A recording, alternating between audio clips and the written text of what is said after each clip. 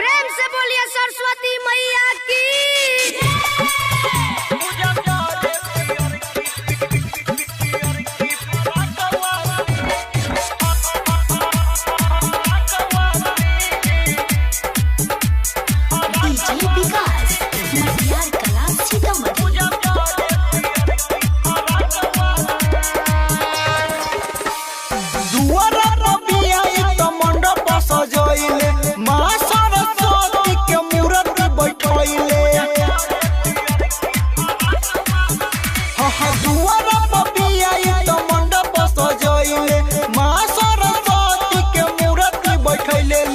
हाथावा में अपना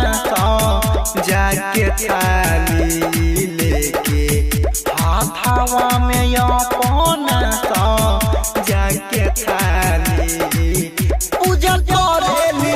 पूजा करेली पूजा करे पियर की फरक वाली पूजा करे पियर की फरक वाली पूजा करे पियर की फरक वाली।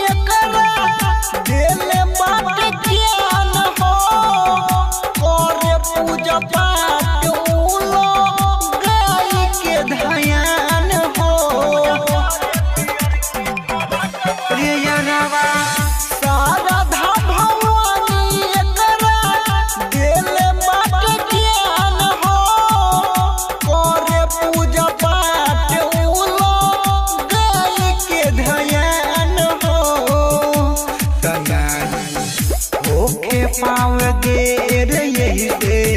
करे हाली नाही ओखे पाव गेर यही से करे हाली पूजा करेली पूजा करेली पूजा करे पियर की फरक वाली पूजा करे पियर की फरक वाली पूजा करे पियर की फरक वाली।